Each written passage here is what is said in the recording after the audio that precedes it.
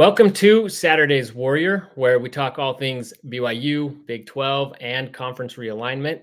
I'm Trevor, and joining me today, I've got the co-host of BYU Sports Nation, apparent beard card carrier, and don't tell anybody. and a father of a new baby girl, Jarom Jordan. Congratulations, and thank you very much for joining me. Yeah, Trev, what's up, man? I'm a fan of Saturday's Warrior, the movie. The No song is super weird, but I like a lot of the other music in it for our kind of 40-plus demo here. But yeah, shout out to you for pumping out pods, man. That's awesome. We love all the content around BYU sports. So nice work. Thank you. Appreciate it. Well, likewise, big fan of BYUSN, as I'm sure most anybody who's come across my show is also watched and enjoys. So, and you are by far the biggest guest that I've ever had on my little show here. And let's aim higher. But I got to say that actually, technically, I was on your show first one time as a voice of the day. So nice. You may and probably wouldn't remember, but I shared this little thing and in a tweet. I think it was how. Yeah, I remember. Anyway, that was great. Anyway, it was funny because I'd had it queued up to use as a thumbnail for one of my videos, and I saw the question of the day. I just threw it on there, not really thinking much of it, and wasn't until a couple days later that I went back and I was listening to the audio of the show, and I'd caught up to it. And I was out doing yard work listening to it, and I was like, wait a minute. Hey, that's one of the best assets ever attached to a social media post for us ever. It was great. We're like, this is awesome. This is great. That was fun. Wow. Yeah, more like TNT inside the NBA Photoshops. You know what I'm saying? Yeah. Well, yeah, you could tell. I mean, I knew it wasn't going to look good, so I just really leaned into just kind of the copy paste look. So it's perfect. Yeah. All right. Except for Swoop, it was great. Yeah. I know. I had mixed feelings about including him there, but bury him in the back. All right. So, actually, if I was going to say, if anybody watching is like me and cannot get enough of BYUSN, and 1 hour a day is just not enough, and you're looking for more BYU content, please consider liking this video, subscribe to the channel, and catch all the stuff that we put out. And now we are going to get into talking about BYU in year 2 of the Big 12. But before we do, I'd love to hear a little bit, Jarom, about your career. I mean, you have kind of a dream job in the sense that your job is BYU centric and you get to talk about BYU. You're around the programs. I know that's an oversimplification of what you do, but so many of us, I think, are curious about how you got into a career like this and how you landed this dream job at BYUSN. I got really lucky for one thing. Timing was good. I worked hard, but opportunities were there, and I've been very fortunate. But I got a job as a student thanks to a neighbor who knew the producer. In 2006, I had taken a sports broadcasting class from the main producer of BYU TV named Jason Parker, and he hired me as a student. At the time, there were 2. I think we have 30 or 40 students now. It's just exploded over the 18 years I've been involved since I was hired as a student in 2006. And then I graduated in 2009. I was doing play-by-play and sideline reporting and producing stories, packages, as we call them. And then I was also producing True Blue at the time, which was like a weekly magazine-style show. And then did that for a couple of years. BYU Sports Nation started. I was fortunate to be one of the co-hosts, and then kind of my play-by-play kind of expanded from there. And now I'm kind of trimmed down to just men and women's volleyball, and I sub in on women's soccer and women's basketball. And then I'm involved in the film room, which is like a weekly segment where I sit down with football and men's basketball players for pre-game shows and coaches shows. And then the men's basketball pre- and post-game show started up 3 years ago. So myself, Tyler Hawes, and now we've added Chris Kozlowski, Blaine Fowler, and some other guests, which has been cool. Couldn't be more excited about that, especially since the non-conference schedule came out literally moments ago as of this recording. So it's been great. I feel really lucky to have worked at BYU for so long, hope to for a long time. And it's fun to call games and do a daily show and be involved in pre- and post-game shows. So it's a lot of fun, man. Yeah, so tell us a little bit about that. Like, what is it behind the scenes? Because obviously a lot of work goes into it. You guys are doing this all the time. So what does like a normal day look like? And what does it look like to produce one of these shows? Yeah, producing's hard, man. I produced for 10 years. I haven't for 3 years now, and my life is much easier. Producing's hard. Shout out to all our producers at BYU TV that put in the time to worry about every little thing, every little graphic, every little set piece, lighting, audio, video, everything that goes into that. So BYU Sports Nation specifically is the most consistent thing, obviously, in my life, other than the past 5 weeks not shaving. On paternity leave, it's funny, I've been on campus. I've seen President Shane Reese. Like, no one's given me a hard time. I'm like, this is great. Thank you for not. Also, I look super old with like the white hair. But anyway, so mornings at 7:15, we have a phone call and we talk about what we're going to do that day. Our producer is Colton Potter. For a long time, it was Ben Bagley, whose voice you still hear in and out of break sometimes on the billboards, as we call them. And Colton and a team of students have met for about an hour about what we're going to talk about, topics, headlines, whip items, other creative pieces, interviews. A lot of those have already been kind of figured out. We're just kind of tightening the screws. Dust is settled from the night before. If there were games or news or whatnot, we're slacking or texting, different ideas. It all comes together, though, of like, what are we going to discuss and what's trending? That's in the A block, as we call it. Who are our guests? What are we going to ask them? And we figure out a lot of that stuff, mainly for graphics and flow, not for like, we can only ask these things.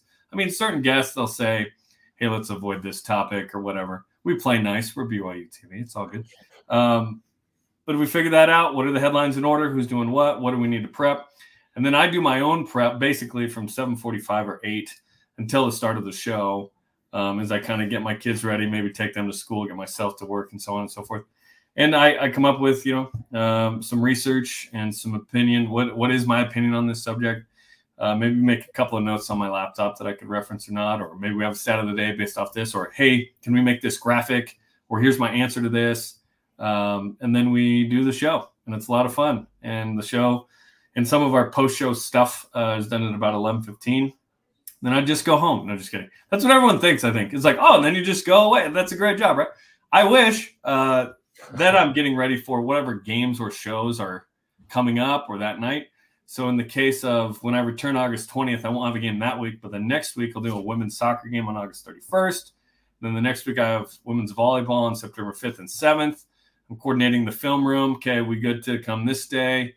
After a game, can I talk to this player or this coach? What plays are there? I'm coordinating. So it's a ton of fun. I'm never there's not a day where I don't work in some capacity.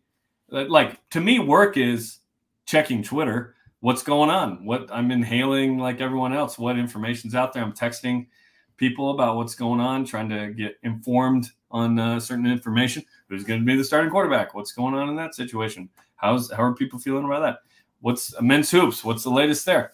Paying attention to recruiting a little bit, although I'm not big into that space because once they sign, then I can talk about them. So it kind of doesn't matter for me until they sign. But there's certain number one recruits out there like JJ DeMonza that are certainly interesting to talk about, which perhaps we will. But it's basically like BYUSN and then what's the next show or game that I got to be prepping for. And I'm looking down the road a little bit. Like, I'm already thinking about men's basketball media day in October where we have 16 teams and I got to start getting a handle on how many transfer portal guys have gone to what schools and who's going to be interesting. So it's a lot of fun. I enjoy the grind of that, and the chance to share my opinion every weekday on BYU Sports is really fun. But nothing beats games. Like, my favorite part is games. I don't call football men's basketball, but like calling a game is so fun. Nothing beats that environment. You only do studio shows, post game, BYUSN, and so on, because games exist. So games are the best, and the Smith Fieldhouse is kind of my second home here, as well as Studio B for BYUSN. Awesome. Well, I love it. That's really interesting. And when you mention like every day, you sit there and it's true, you got to come up with opinion on new things every day. Do you ever look at something and think like, I really don't care? Like, I don't have an opinion on this? There are some questions that will come up with where I'm like, really? But I say that to our, Spencer and Colton. Like, I don't know. It just doesn't feel that juicy or that interesting. So we try and come to a consensus on, are we all interested in this? But mainly it's not about me, it's about the audience. Like, will the audience invest in this question? Are they gonna, is this interesting? Is our opinion on this good? Because it is funny, because in the summer, people are like, what are you talking about? What are you talking about? There's a lot more to talk about than you think. Like, there really is. For example, today, they knew the non-conference schedule was coming out already. And so they asked, what's your favorite game on the non-conference schedule? And that's a reaction topic. It's pretty easy. Here's a piece of news or a game. We react. Now, we can come up with an angle off of that. You know, like if BYU beats an opponent they should beat by more, like, was that win good enough? Not just like, what are your thoughts on the game? Like, that's a little too generic. But there are days where there's no news or no information, and then you can come out with a creative topic like, how many points does BYU need to beat Southern Illinois by to satisfy you? That's just a made-up topic, but I think it's interesting where it's like, because a win's not good enough. Last year, a win against Sam Houston wasn't good enough. We were like, 14-0. Is this Portland State from 2017? Little did we know it actually was for the offense. And that was a big tell. So it's fun to react to things, but I actually like the creative ones more, where nothing's going on. Now we're free to give whatever topic we want, as opposed to, well, we have to react to that BYU Baylor men's basketball game, which obviously is fun too, but it requires way less on our end. Now it's, okay, how can my answer be informative and an opinion that maybe you hadn't thought of, or a different angle of? I really noticed this and maybe you did not. Yeah, that's awesome. And as somebody who, you know, when I put out these videos, and I'm thinking, you know, a lot of times news will drop and I have to think, do I have time at lunch? Can I bust out a video real quick and get it up? Or do I just let this one go by? You know, I don't have the, a built-in platform to just do this daily, or the means to do it daily. But just coming up with topics, like there's a lot out there, and sometimes it's hard to sift through it all and digest it. So anyway, it's a lot of fun to watch, and obviously I think one of the first places that most BYU fans go to get news and insights on what's going on. So speaking of which, so we are. Well, actually, I got to say, before we even get into BYU sports specifically, you planned your paternity leave, and so the birth of your baby impeccably. I have to say that my second was born in September 2015, and she was actually due when BYU went to go play Michigan. And growing up in Michigan, I was wanting to go to that game. Obviously, I didn't get tickets, so she actually saved me. It was a blessing. That was a bad one. But she was born the day after the Boise State game, and I had stayed up late East Coast watching that game. And she kind of felt like, I think it's happening soon tomorrow. So, okay, go to bed. I stayed up late. I was tired the next day. I think she's yet to forgive me for that one. So worth it, right, Trev? Worth it? I don't know. She might watch it. She never watches my stuff. Yeah, it was worth it. But anyway, so great job planning that, and you've been able to stay home, watch the Olympics, but you haven't been back yet. Copa America, I'm big as soccer guy. Like, I love it. Was so good. It's amazing. Yeah, it's been a great summer for sports. So tell me a little bit about your reaction as the Olympics wound down yesterday, wrapped up, and we had several BYU athletes there. Just kind of give us your reaction there to all that. So fun. First off, super disappointed for Jimmer. Like, he game 2, he gets hurt. I don't even know what adductor is that in your groin. Like, that is based brutal. On the trainer and where she was rubbing him. I think so. Yeah, he got memed, right? Pretty good on that one. That just a bummer. Got to know Jimmer really well as I was a student at the time when his first few years, and then I was around and went to Glens Falls twice and did stories. I feel like I know Jimmer really well. He's a friend. Just massively bummed for him. Yeah. And I don't think in 4 years it's going to be in 3-on-3 again. So this was kind of it. So he's an Olympian though, which is pretty cool. He added that to the resume, and I know he felt like they could have medaled. So disappointing. But the guy that did medal is the top, Kenneth Rooks. What a story from last year, winning the NCAA championship, which, by the way, I was flying into Austin at the same time he was running. I was like descending to go call some rugby the next day. And so I'm watching him win the natty, and I'm like, oh my gosh. So I already planned to go to the track. So I get to the track like an hour after he wins it, and I'm talking to the coaches like, oh my gosh, I couldn't find Kenneth. But then he goes to the U.S. Olympic trials, falls down, still wins, goes to the World Championships last year. And then this year wins the Olympic trials for the United States, goes, and then he shocks the world by taking silver. Like for a minute there, I thought he was going to win gold. Like I was in the shower and I was screaming and I was like, is my neighbor going to come over and think that there's a problem? Like, are you okay? Like I heard some yelling. I was going crazy. So excited for him. And then our marathoners did great too. I woke up in the middle of the night and then checked my phone and there were like 20 minutes left in the marathon. I was like, no way, this is great. So Connor Mance at 8th, Clayton Young at 9th. What a story. 2 homies, 2 friends, 2 former teammates. Not to mention Rory Linklater with them, takes 47th from Canada. So proud of them. Shout out to Whitney Morgan Orton and Courtney Wayment for getting into the finals, which was amazing as well. So what a great Olympics. The distance running from BYU, incredible. That altitude, that great coaching from Ed Eiston and Diljit Taylor. Those programs are in great hands. I keep saying it's a running school. Obviously, it's an all-sports school. But they did so well. So super proud of them. And it was fun. It's fun to watch the Olympics when you got a bunch of Cougs, man. It was pretty good. Yeah, that's the only marathon I'm doing is sports viewing. So the marathon was watching. Exactly. Yeah. Which, by the way, they did like you can sign up and actually run the marathon course the next day. Did you see this? Like it was like last night after the closing ceremonies or something.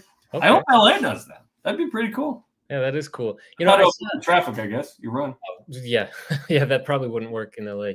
I can't remember who it was. I think it was Bill Murray or someone said, you know, we need, for context, have a regular person doing these events alongside them. I love that. I've heard that too. I just need one in each heat, and you're like, oh my gosh.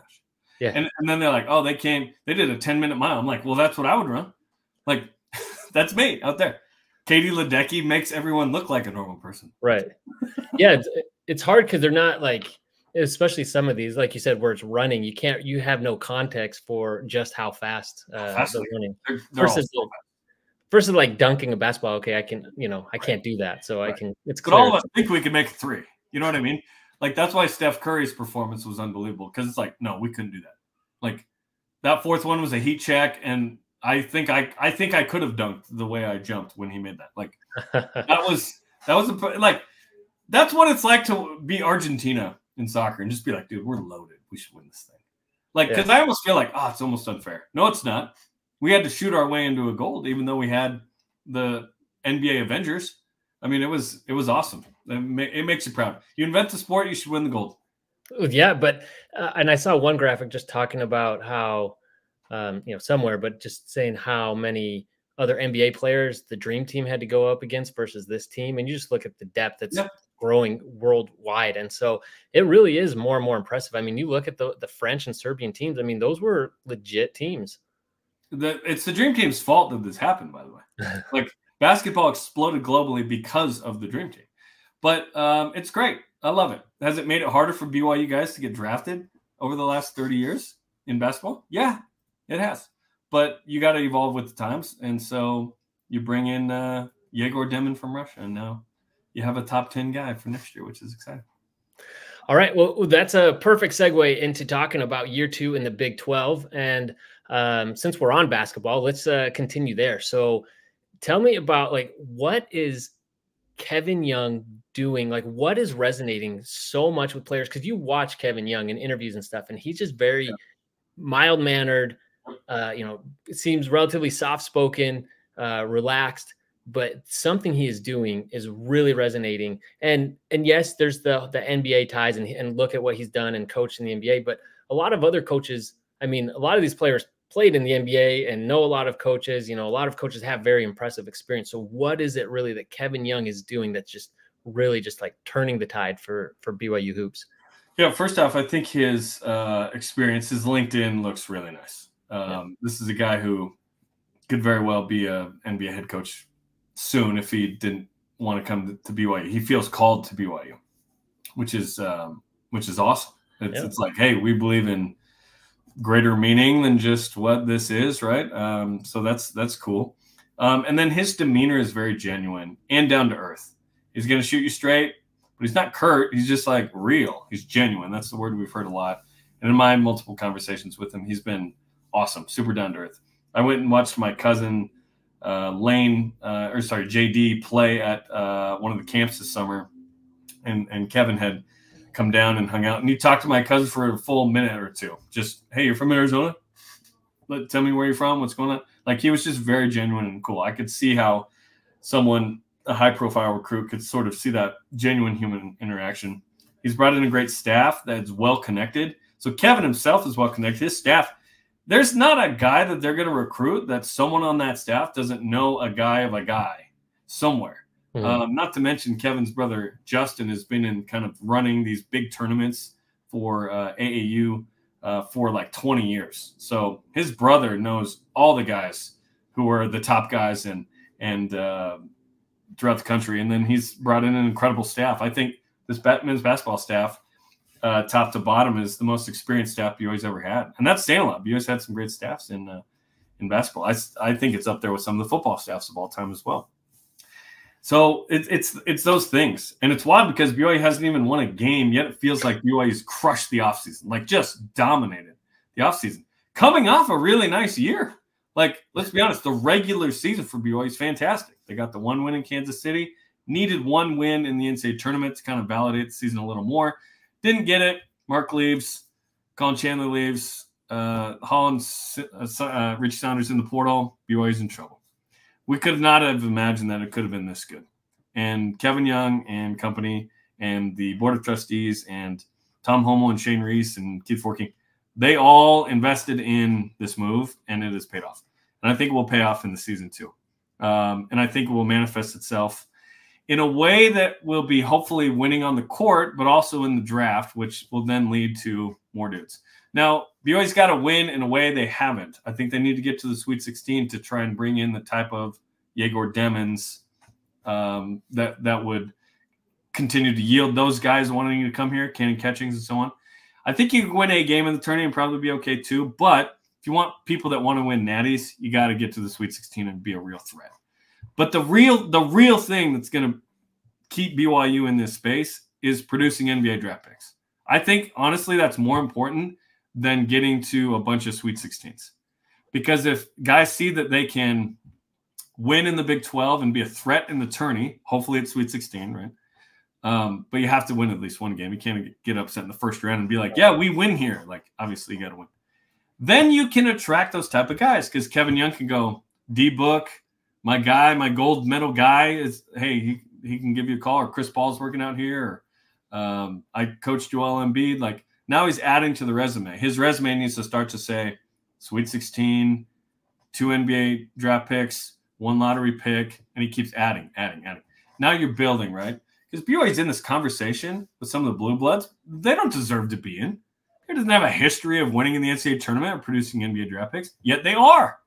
It helps to have great NIL to support that. And that combination of all those things, genuine, good LinkedIn, the money to do it.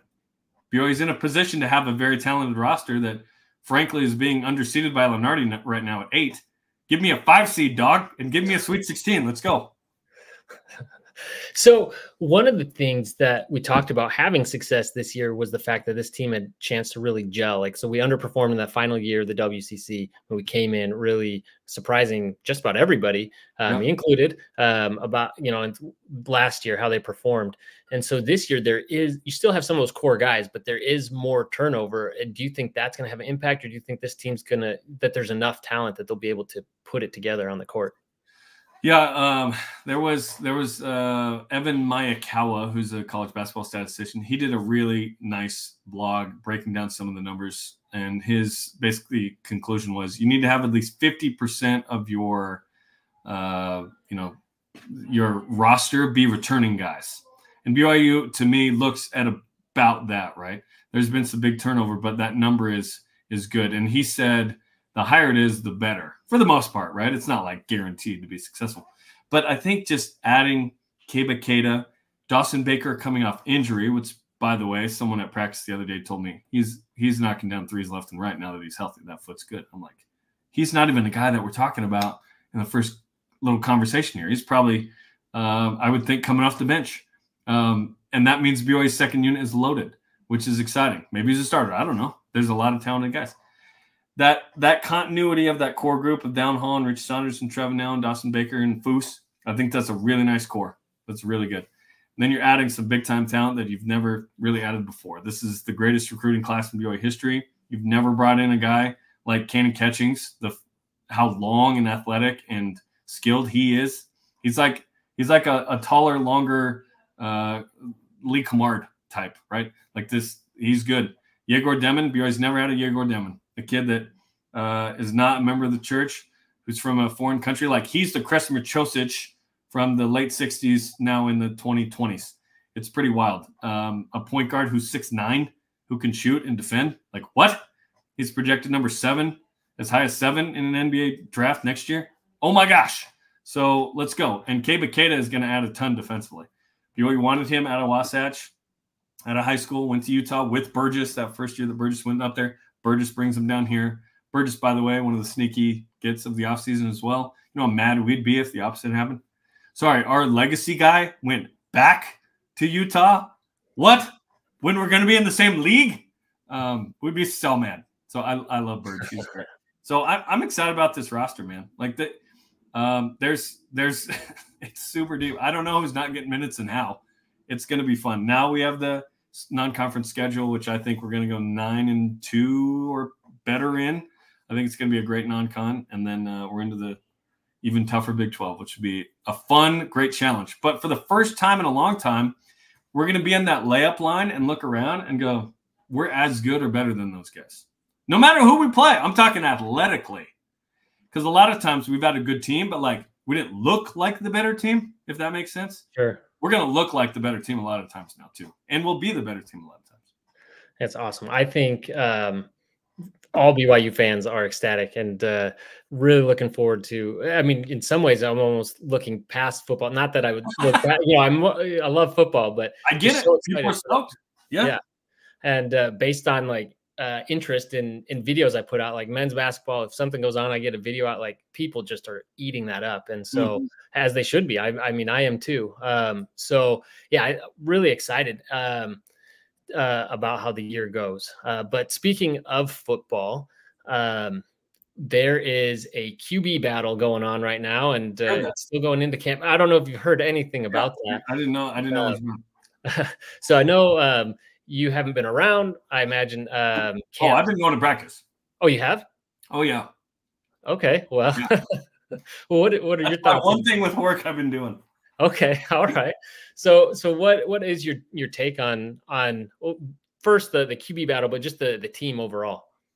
Yeah, I think the team's going to surprise people. Like mainly Vegas, who's saying like 4.5 wins. Mm-hmm. I think BYU's making a bowl game. I think they get to at least 7-5. I won't be surprised if BYU's 8-4. I really won't, and that would be a pleasant surprise. Obviously, you have to make a bowl game because if you don't, it starts to get weird. People are going to lose jobs and be on hot seats, and that obviously happens if you don't make a bowl game back-to-back years. Yeah. Shane Reese said, BYU's got to shine off the field and on the field in court. That means winning. You've got to win to be relevant. You got to win to shine. So BYU needs to go to at least a bowl game. I don't think you really shine if you're just making a bowl game, though. BYU's got to compete for the Big 12 title in the next 3 to 5 years. They're working towards that. It's year 2 in the league. They feel like the continuity from last year to this year will do what men's hoops did, which was, hey, we feel like we'll take a big jump based on the returning guys. Last year, they added too many new guys, and they didn't gel. It didn't work. You're on to this year. If BYU gets a run game, which they plan on with the addition of TJ Woods as the offensive line coach and Kevin Gilbride, who has experience in the NFL as the tight end coach, now you make the quarterback look a lot better. BYU's been living off a good run game and play action pass to put the ball down the field. Tyler Algier set Zach Wilson up, and those two worked in tandem very well in Jaron Hall last couple of years. Once you get a run game, that changes things. I think BYU's offense is going to take a big leap forward. Obviously, they struggled last year. Year 2 of Jay Hill with the defense, I'm excited about it. Really nice freshman class that will get sprinkled in there as some of the backups. Like Tommy Prassis might play a bunch at safety, and you're like, who is this kid? He was in high school a couple months ago. He was at prom probably 3 or 4 months ago. Crazy. But this kid's running with the ones, a little bit with the 2s. I'm excited about it. I think BYU is going to be solid. Are they going to win the Big 12? No, they will not. Are they going to win 4 games? No. they'll be somewhere in the 6, 7, 8 range. But I don't see this team missing a bowl game, barring just catastrophic injuries, which would cripple anybody. But the schedule is tough, man. The AP poll came out this morning. You're always playing all 5 teams from the Big 12 in the AP poll top 25 preseason. 4 at home, which is nice. You like your chances more against them there than you do on the road, obviously. But I almost wonder if playing them on the road, where it's like, well, we weren't supposed to win that anyways, let's win the easier games at home, would have been better for BYU's chances.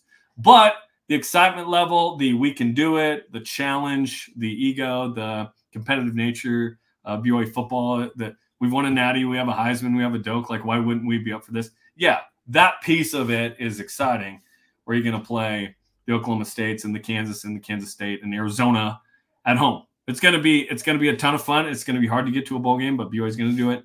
And I'm excited to watch it, man. I'm like you, though. I'm like, oh, men's basketball, I see you. But once that, like right now, I mean, we're what? A little under 3 weeks from the season.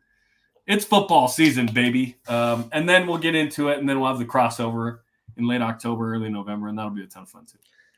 Yeah, I did another video earlier this summer, and my predictions were, right now looking at 6-6, because I do think this team will be better, but I do think that our schedule is just set up as such that it is difficult. And like you said, having all those tough teams at home is amazing. If you live in Utah and you're going to those games, it's fantastic. But in terms of difficulty, it's like, well, great. This Baylor game that, be great to get that at home where you feel a lot better, like as that game being a lock, or, Arizona State or whatever. And so that's where I worry. But, just like every year, and I tell myself, I'm not going to get my hopes up too high. I'm just going to go into it, take each game at a time. Impossible. Closer and closer, those blue goggles start coming on, and I'm already, I'm thinking, what? Why can't we win more? Why not? So why not 8-4? Come on. Why not? So we will see. It'll be good. Do you have any sense of who may be QB1 at this point, or do you think it's still kind of up in the air? I think Gary Bohanna is going to be the guy. Jake Retzloff was kind of the incumbent starter coming out of spring based on experience, the 4 games he played, which were tough games, by the way. I believe those were 4 of the top 5 in the Big 12 final standings, which was crazy. The Iowa States and the West Virginias and whatnot, Oklahoma State. I mean, that would have been tough for Jaron Hall and Zach Wilson, let alone I've never played in college FBS, Jake Retzloff. Jake's a good player. Gary's a good player. It's been a good battle. What I'm hearing and what I've seen from limited media availability, that when they let us go and whatnot, is that both could very well start and be good. I think Gary's going to win the battle. Aaron Roderick said he looks way better now that he's healthy. In the spring, he was still coming around. He's full go. He's had the off season with the boys in the player run practices, and still got the wheels too. He had like a 50-yard run the other day on a 3rd down where he just went to his left and just took off, and he got inside the 5, and it was like that was missing last year. Keaton Slovis did some really nice things, but his legs were never a threat. Despite running a 4.5 at the NFL Combine, I was like, where was this? But he was a pocket passer. BYU will always have a run threat quarterback now, by the way, under Aaron Roderick. Just know that. That's going to happen. That's not a guess. That's information that I'm telling you. They will always have a run threat guy. Both are going to play. I don't see the starter against Southern Illinois going the distance. It's just how it is. Injuries or ineptitude, the 2 eyes, as I call them. But Gary's going to bring a lot of experience. But on that day, August 31st, it will be his first game in 686 days. It's like he went on a mission. It's been a long time. But he's got that experience. He's very athletic, mature, been in the Big 12, won the Big 12. Was his best game in that Big 12 title game, but you manage it and you win it. And so I'm excited, man. Loaded receiving core, very talented tight end group. Keanu Hill's going to have a monster year, by the way. I think he's going to be awesome. Aaron Roderick said the other day, I should have made him a tight end earlier. He's great. O-line, I think, has a lot to prove, and they feel that, and I'm excited about that. And then running back, obviously, is going to be interesting. Like, is L.J. Martin going to be good enough for game 1? Hinkley Ropati is ready to take any carries that are given to him. Miles Davis as well. So I'm excited about the offense. And then I think Jay Hill can call the defense a little bit differently. BYU's not getting behind early, and it's year 2. His guys kind of know what's going on there. Jack Kelly's going to be a beast at middle linebacker. Bummer about Ben Bywater, but there are like 5 or 6 dudes that have been waiting for an opportunity there, and they're going to be ready. the Harrison Taggarts, the Isaiah Glaskers, the Ace and Micah Kafusis. It's going to be awesome, man. It's going to be great. Yeah, I'm really looking forward to it. You mentioned running back, and that the depth there worries me a little bit with LJ starting the season already hurt and not really bringing in anyone else. Of course, they kept Miles Davis, which I'm ecstatic about because one, he's entertaining when he does get the ball, but also I can continue to use that meme whenever he makes a big play of from Billy Madison. So yes. So your pants is cool. Call me Miles Davis. That's exactly. So as long as he's on the team, I can keep that one busting that one out. But yeah, no. In terms of the QB battle, I mean, I don't have a dog in the race. They both seem like great players, but I kind of wanted it to be Jake because that means he won it and he's the guy that we can build on for a couple years. Whereas if he loses out, that means we will have brought in a new quarterback to start. What is that, 3 years in a row? And then you have to wonder about, at what point do we get some sustained play of a quarterback over, a period of years. And so that was really my only thinking is it would be great if we had a guy that come in and play this year and then, he could return because it's obviously Gary's last year. But I mean, yeah, the wheels that he has and the experience. And that's the other thing is, with that many weapons and out of those receivers, like in a lot of ways, I mean, sometimes you hear that critique of being a game manager, but to me, I'm thinking that, that's really all you have to do. If you're not turning the ball over and you're able to avoid getting sacked and like keep plays alive, like there's going to be opportunities to get that ball to those receivers. So I think that'll be a big key to it, but we'll see. Yeah, I'm very excited. Can't wait. College football is almost here. So I'm getting as much time with my wife and kids while I can. Yep. Check those boxes, fill those cups. Yep. I realized a couple months ago, I was like, I'm super happy with my life, but I'm the happiest when there's football. And, you kind of forget. You're like, oh, this is what life is. And then football comes back and you're like, the light like goes brighter. And you're like, what? This is even better. Every Monday, Thursday, Friday, Saturday, Sunday, and then the MAC on Tuesday. Yeah.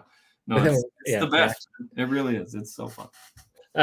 Yeah. So have you played the EA 25? Okay. So I got an Xbox to do this because I had a PS3 from like 2011 and I would play 2014 still.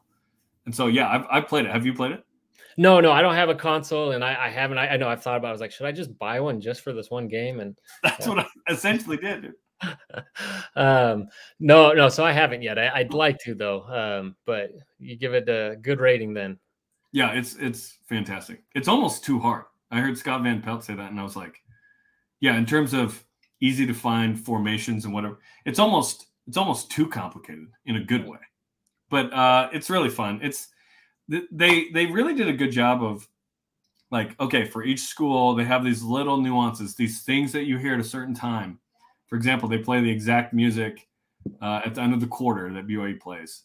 The George Q. Cannon is going. They have people doing the Y, like not the Shaka, the Y, right, in the stands and all this stuff. And it's like, you know what? They get it. I would have liked some tortillas thrown on the field from the stands just to ode to way back, but it's great. And it's fun to have, obviously, the names on the jerseys and whatnot. And it honestly, I played a random BYU Louisville game, and I was like, oh, Tyler Shuck transferred from Texas Tech to Louisville. That was Darius Lassiter's high school quarterback, by the way. And I was like, oh, I didn't know that. Now I'm like, ding. So I'm going to be playing against Southern Illinois to scout and get information on. Yeah, it like helps. It helps my job. What? Hey, can you take the baby? No, I got to scout SMU, babe. I got to simulate this. I got to play this. So no, it's been fun. I haven't played it as much as you think, though. Honestly, Minecraft has been on for a couple hours a day at our house. My two other kids are going crazy with that, and I'm like, you know what? It's okay. They're creative. They're building things. They have to get. I'm like, this isn't the worst game in the world to be messing around with. So I need to play a little more. Although I did play someone online for the first time in my life the other day, BYU Oklahoma. Oklahoma, I'm BYU, of course. Oklahoma drives down, Ben Bywater picks it off, which like is great, but it kind of hurts. I love that. Yeah. Ouch. I drive down, I get a field goal. They come down, Ben Bywater picks off another pass. The dude quits the game. Which I was like, you know what, Ben? Well done. Well done. You defeated this guy's will to compete. Oh, well, I wish we'd be able to see more of that in real life this year, I unfortunately. know. But I'm still bummed about that. so, Jarom, what across the board of the rest of BYU athletics, what can we kind of expect in year 2 of the Big 12? Obviously, had some really big successes, but some other things we like to build on. We came up short on a couple conference championships that I think we would have liked to have had. But what are you kind of most excited for, and what should we expect to see? Yeah, I think it's going to be another good year. I think women's volleyball has a challenge ahead of it with a bunch of key pieces gone. Whitney Bauer at setter and Erin Livingston on the outside and Whitney Lareness, middle blocker, and Arya McCumber at libero. Like, those are some significant losses. I think, and BYU was picked second. So I think that's a little high for me. I think reputationally in women's soccer at number 3 in the country in preseason pick, obviously losing 2-0 to UVU and 1-0 to Wyoming, that one at home, shows, hey, it's going to take a sec. 9 starters are gone from the team that beat North Carolina in that crazy Elite 8 game, which, by the way, North Carolina's head coach, Anson Dorrance, remember the church, like 48 years in North Carolina, retired yesterday, 4 days before the season. So his last game was at South Field against BYU, giving up 3-0 lead, which was crazy. Hats off to him. Great career.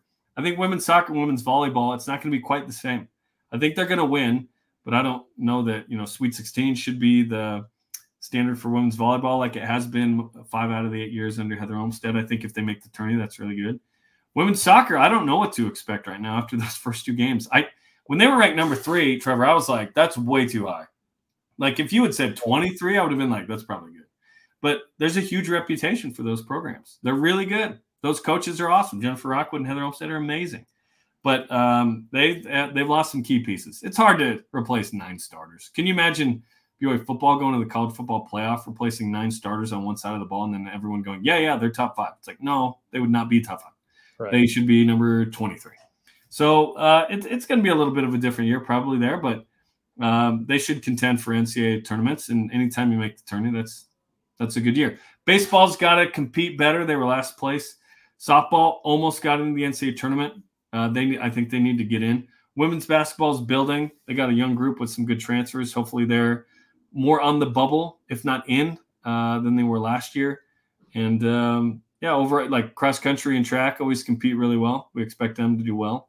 The cross country programs and track right now are they're the highest level performers individually and team at BYU right now with women's soccer, what they've done 2 of the last 3 years. So it's going to be another great year, man. Yeah, and then men's hoops and football we talked about. So I'm excited about it. But don't forget my men's volleyball, who's not in.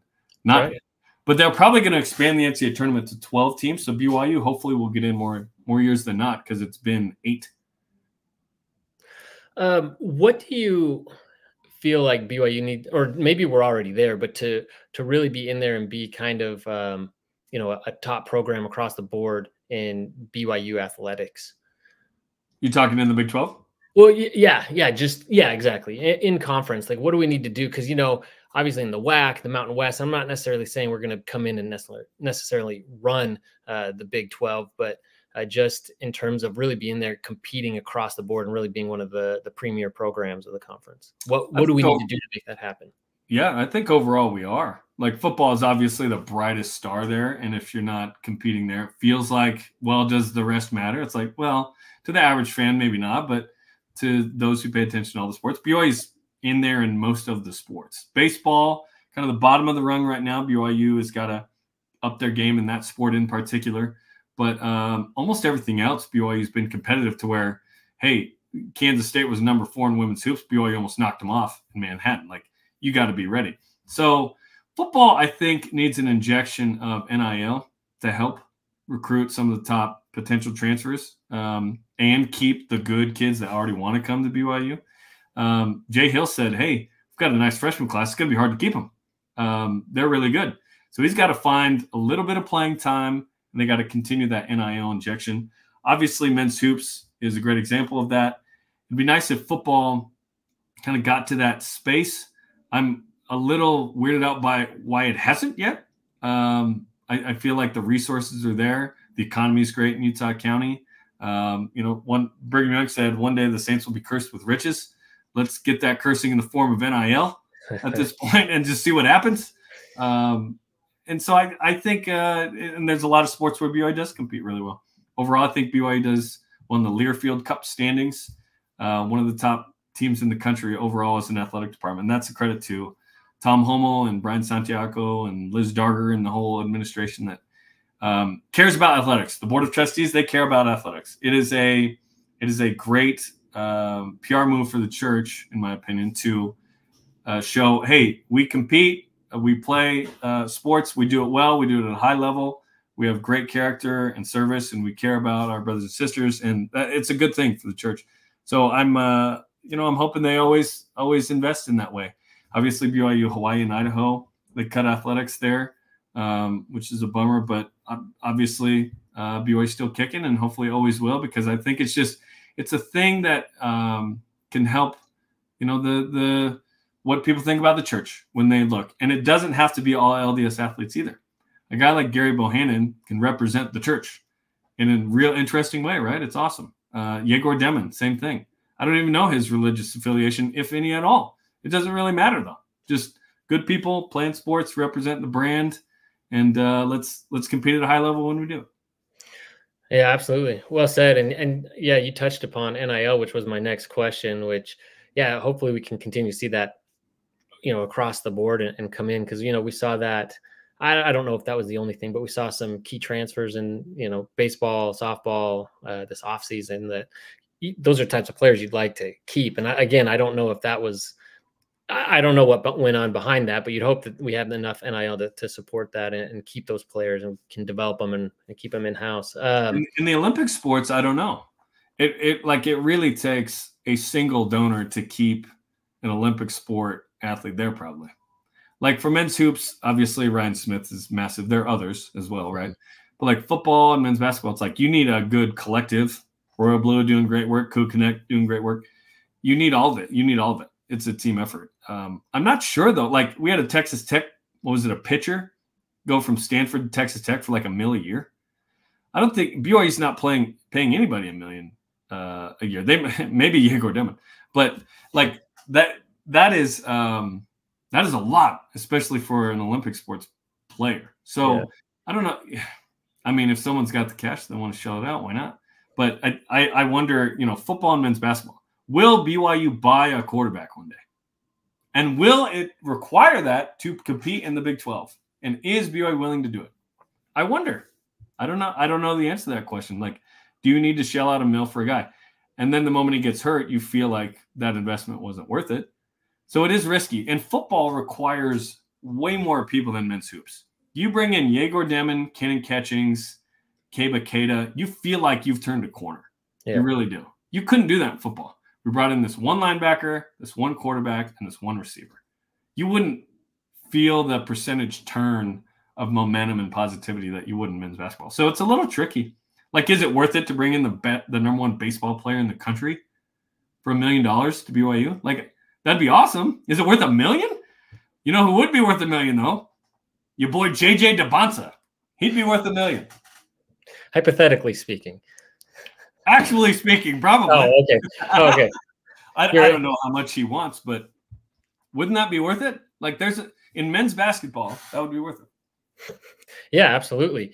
Hopefully that happens. We're all looking forward to that, and another reason why we want to see the programs do well. One, because we want to see our team win, but two, we want to see that momentum continue to build. But awesome. Well, Jarom, I really appreciate you coming on. This has been a lot of fun, a lot of great insights. I know this is your time off and away from work, talking about sports. So I really appreciate you taking the time to come and do that with me. Where can everybody follow you and all your content, and if they want to get more Jarom Jordan? I don't think anyone wants that, but if you want that, at Jarom Jordan on X, as they call it. And then, of course, BYU Sports Nation. Check out Spencer and Jason and Dave and the gang up until, forever. But I'll be back August 20th. So I have 8 days until I'm back, and it'll be a lot of fun, man. Awesome. Do go check out his stuff, BYUSN, all of it. Really good. And be sure to like this video, subscribe, and let us know your thoughts on this upcoming season for BYU in the comments. Appreciate it as always. And go Cougs.